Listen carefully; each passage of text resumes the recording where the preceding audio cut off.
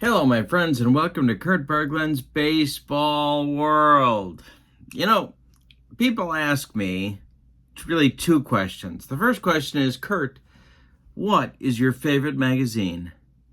And second, they ask me, Kurt, do you do anything special for the members of your channel on the videos that you create?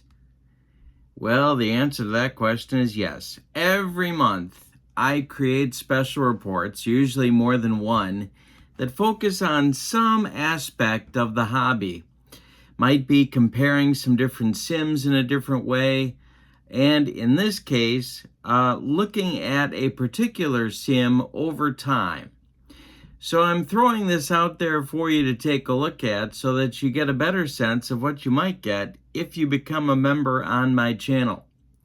This particular video that you're about to see, I premiered in July and is an attempt to compare how the APPA cards for pitchers have changed over the decades. Kind of a comparative look from then to now, going all the way back to the 1950s. So I hope you'll find it interesting, and if you're thinking about channel membership, I hope that it gives you a better idea of the kinds of things that I do on the members side of the channel. Don't forget, with membership you also get discounts on the secondary store, $10 off per set and $2 off per individual team. And you also get a free gift from me every month in the form of PDFs that I create for different cards and dice sims.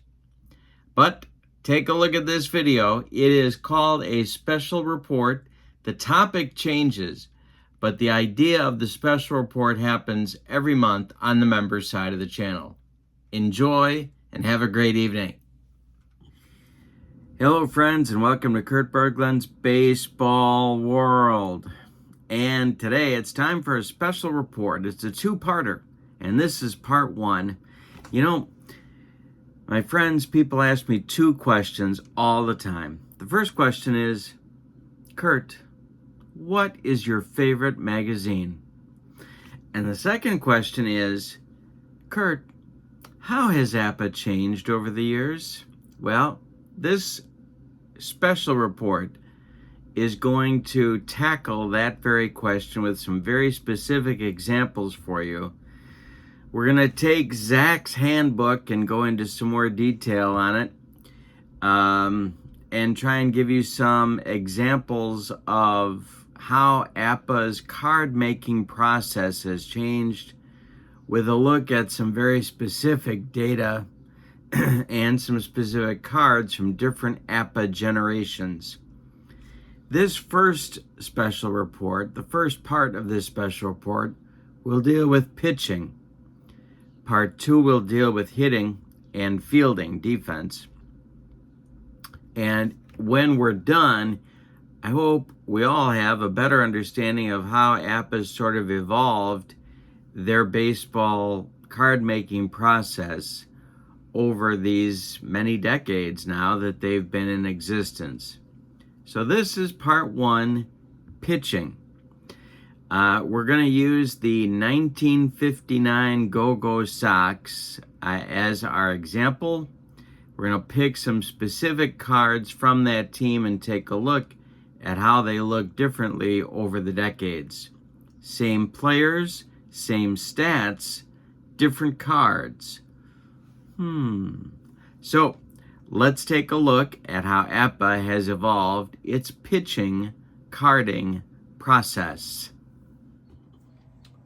All right, so we're going to start our look at APPA's pitching evolution with a look at the ace of the 1959 Go-Go White Sox, and that's early Winn, a man who we all need to respect because not only did he know how to take his conditioning seriously, he also knew how to take nutrition very seriously, because this is a man who knew his way around a buffet line.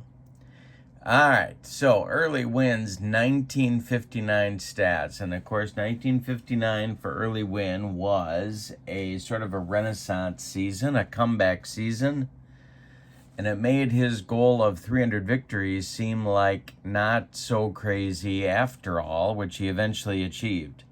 But his won-loss record was 22-10. His ERA was 3.17. He had 37 starts in the season, 255 and 2/3 innings. He gave up 202 hits.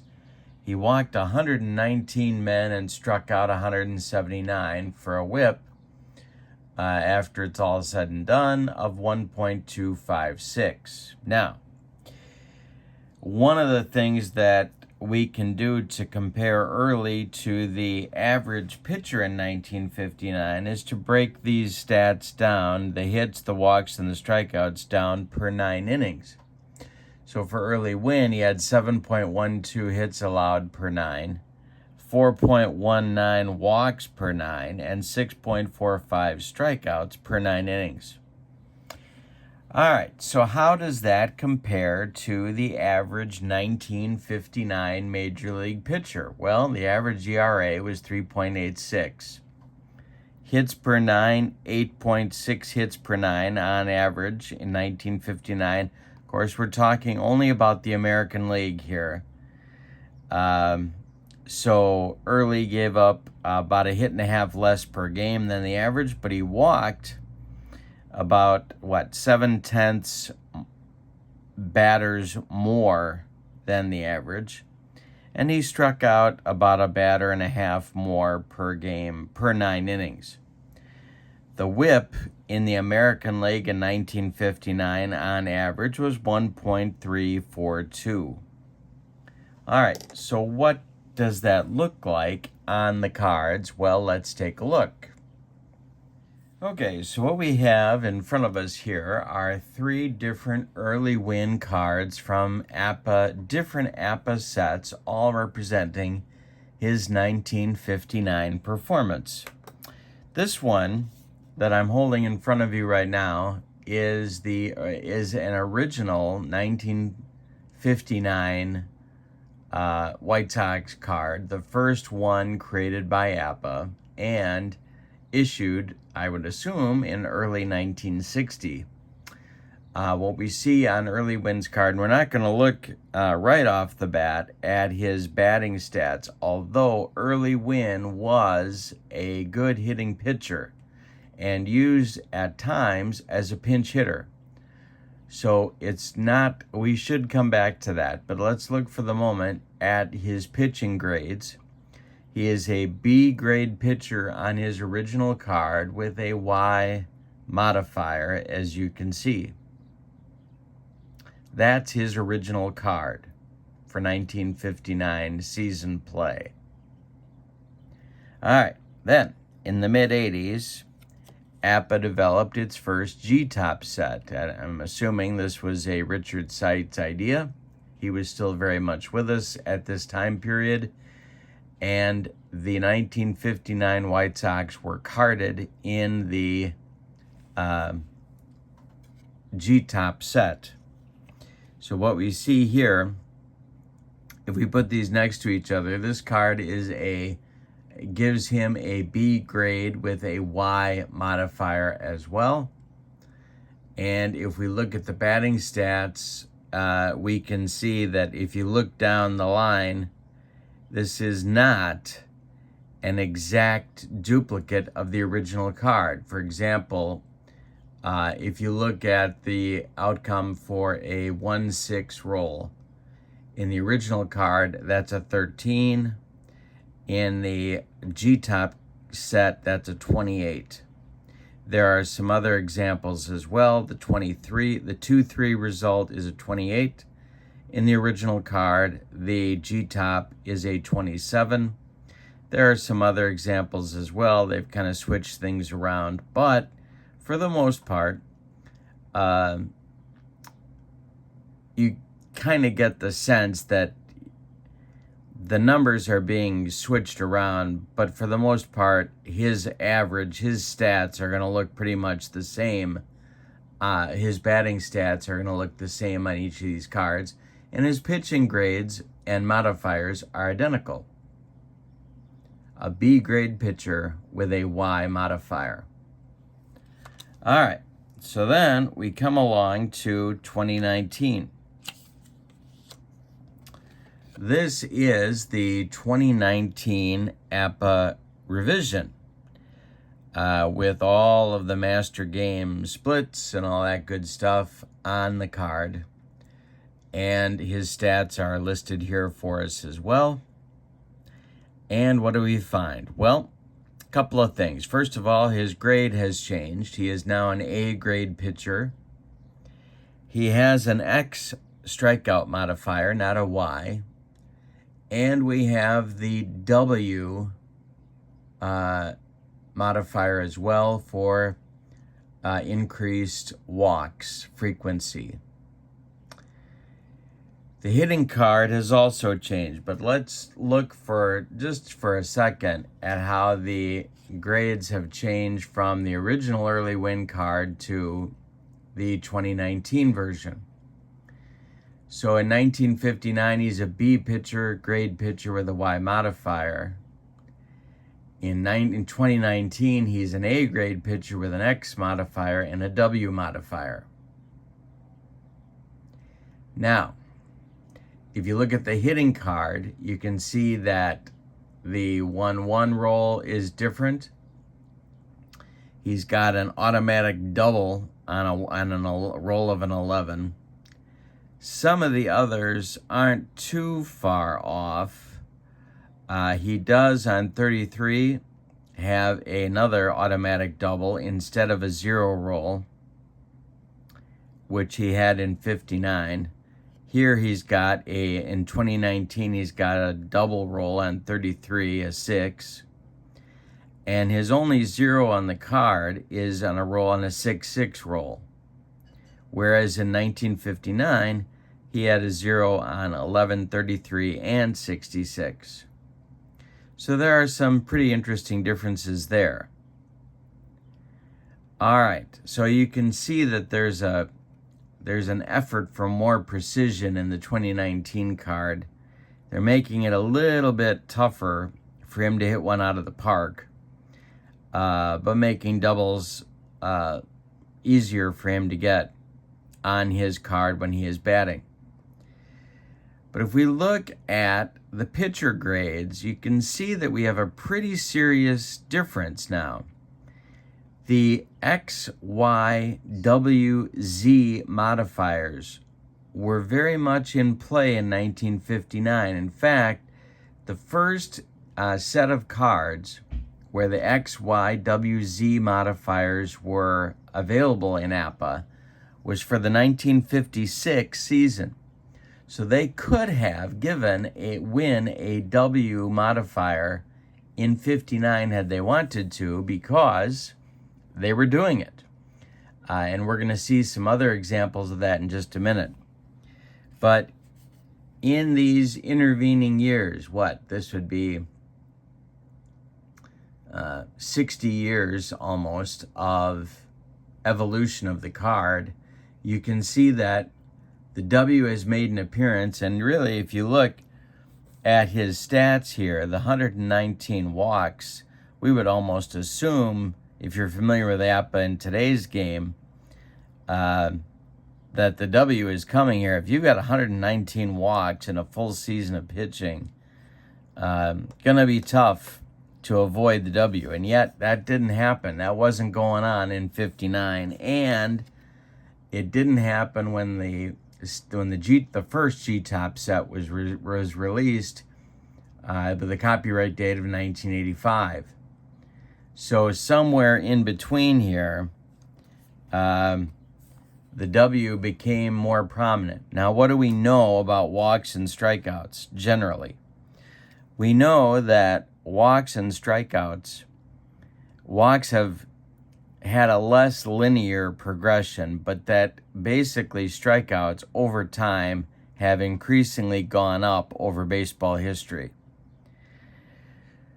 So what that means is that pitchers on average strike out more in the 60s than they did in the 50s, and more in the 70s than they did in the 60s, and so on average. Walks are less linear. Walks kind of go up and down a little bit.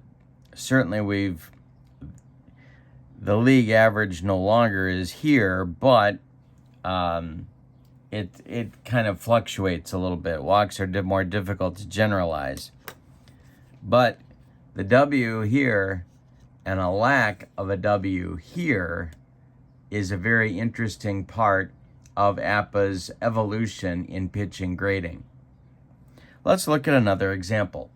All right, the second pitcher we're going to look at in our special report today is Billy Pierce, who was, of course, the ace left-hander. And many years in the 50s, he was the best pitcher the White Sox had, although you couldn't really say that in 1959. He didn't have his best year, but he was a member of their World Series team, big part of their pennant win, and famously, of course, selected by Al Lopez to not start any of the games in the World Series against the Dodgers.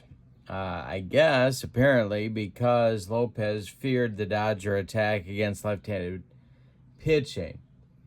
At any rate, his numbers on the 1959 season, he was 14-15 with a 3.62 earned run average and 33 starts. 224 innings, 217 hits, 62 walks, 114 strikeouts, and a whip of 1.246. If you figure these out per 9 innings, Billy Pierce gave up 8.7 hits per 9, pretty much on the league average. He walked 2.5 batters per game, per 9, 1 batter below the league average. And for strikeouts, he was almost right on the league average, 4.7 per 9, as opposed to 5.0 per 9. His whip was less than the league average and less than early wins. Now, of course, whip didn't exist as a stat in the 50s.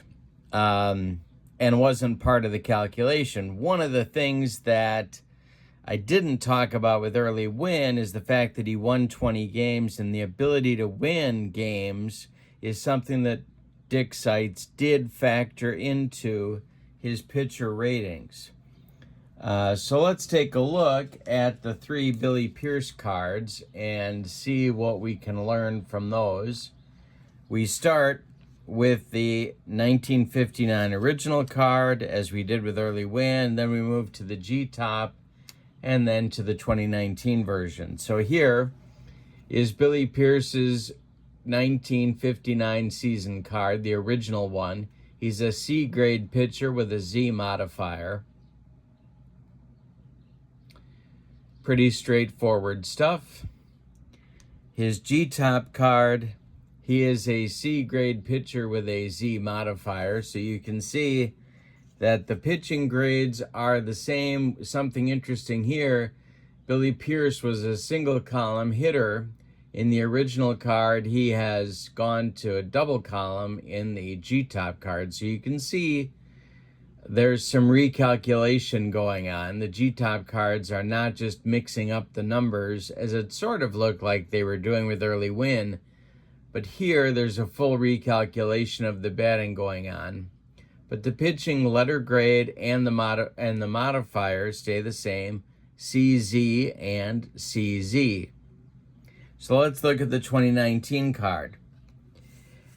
The 2019 version of his 1959 season makes him a B-grade pitcher with Y and Z modifiers.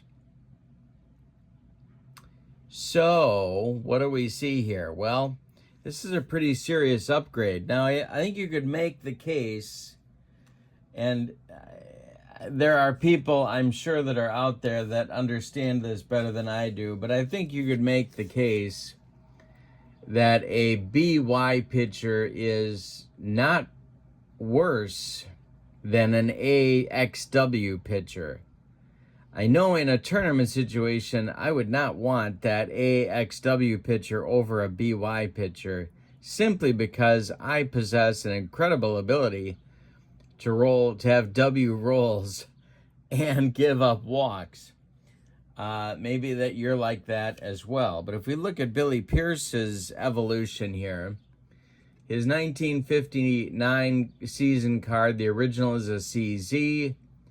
His 2019 copyright version makes him a BYZ, so he's better. Now let's look at why that might be the case.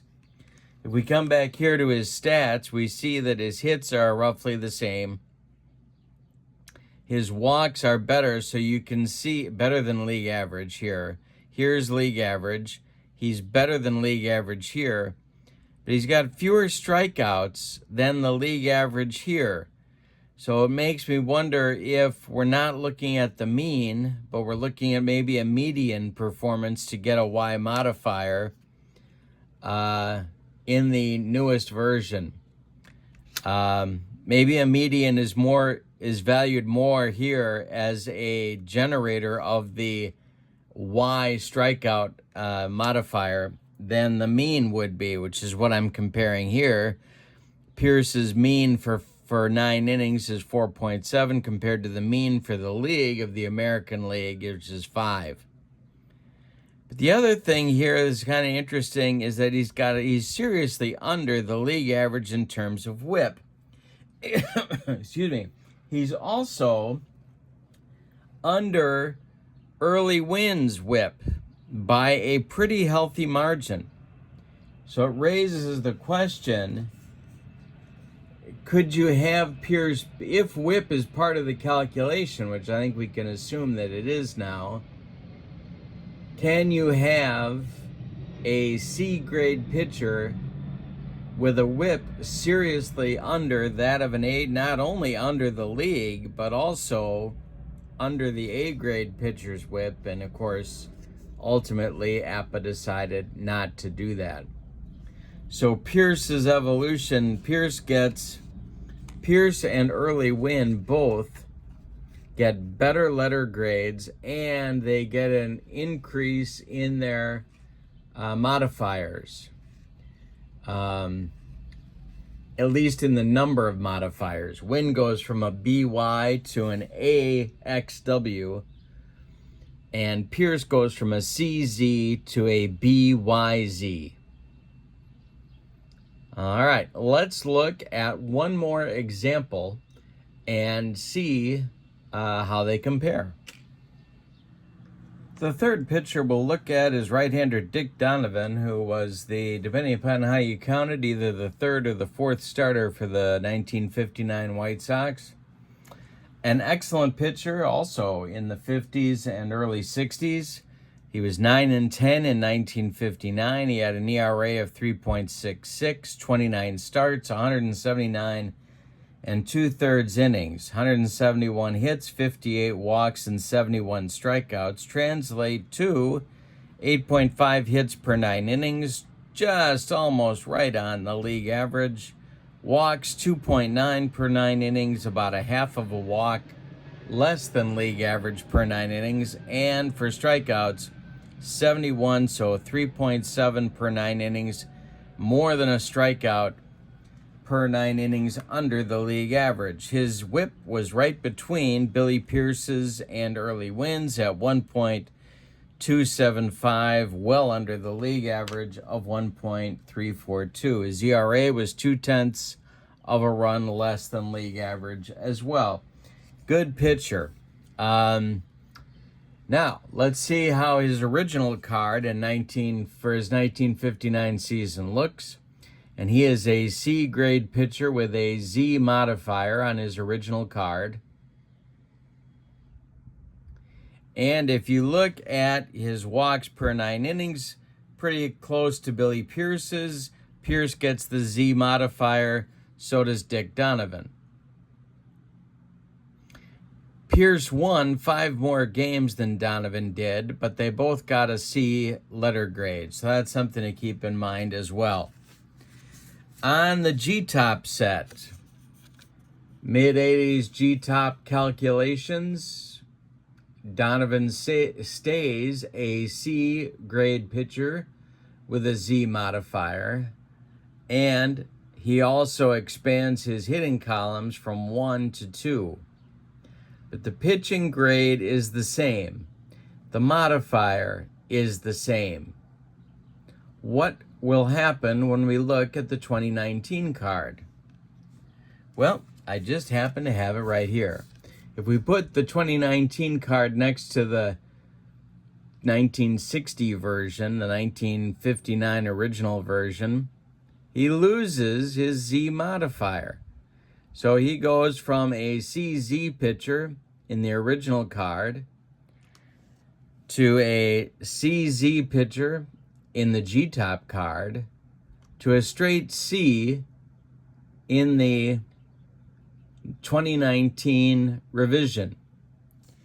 If we look at the hitting card, we can see that while it remains a double column card as it was in the original G-top set, you can see that there are some changes in the numbers here as well. So the hitting card has been revised also. Now, why did I choose Dick Donovan's card? Well, what we saw with both early Winn and Billy Pierce is that you could at least make the case that in the 2019 version, the pitchers got better cards. They got better ratings. With Dick Donovan, you can't make that case. Dick Donovan lost not only his Z modifier, but he also lost a fielding point, which isn't a big deal, but it's interesting. So it would be a mistake to say, well, as the cards go on, as APPA evolves, the pitchers get better, that the new calculations crank up the pitching, because that's not what happened with Donovan. And not only that, it's a pretty serious loss. If you go from a CZ to a C, you're decidedly mediocre, because you lose the ability to cut off that walk that really can add to the whip. So where does that come from? Well, it's interesting because Pierce kept his Z despite having a whip that's pretty close to Donovan's. But just a fraction fewer walks than Donovan had. So somewhere the cut line must fall, and that must be where Donovan lost his Z. So what conclusions can we draw from all this? Well, it would be a little silly and presumptuous of me to tell you what to think about all this, but I think we can see some things. The first thing that I think we can see from these three examples of the 1959 White Sox card evolution is that as the years go on, the formula is clearly being fine-tuned here to the point where, especially in early Winn's case, with the addition of the W that wasn't there before, maybe it should have been there originally. We don't know exactly, again, how that one-loss record for early Winn factors in to Richard Seitz' thinking about his letter grade and the modifiers that he would assign to each pitcher. That's number one. It doesn't mean necessarily that the grades are more precise, because we have another variable that's also changed that I haven't even mentioned yet. And that is that the boards look very different today than they did back in 1960 for the 1959 season cards. The boards are different. They're not the same. Now, we could argue, I suppose, about how significant the differences are, but there are differences. And so that's one factor in the mix. The other factor that's really important that I'm going to talk about in my next video is that of team defense, because we know that for APPA there's a big difference in not only errors but also hits allowed from one fielding rating to the next. So one of the things we're going to do in the next video is to look not only at how hitting cards evolved, a couple of examples of that, but But we're also going to look at how the team defense evolved between the three sets for this 1959 White Sox team. So you have to match, really triangulate three pieces. You got the boards, you got the defense, but then you've also got the pitcher ratings. And those three things have to work together to create an accurate, precise, I'll use that word instead, a precise statistical representation of the 1959 White Sox. All right, I hope you enjoyed this part one of the evolution of APPA, dealing with pitching. Part two is coming soon. It will deal with both hitting and defense. I hope you'll join me. In the meantime, have a great evening. So long, everybody.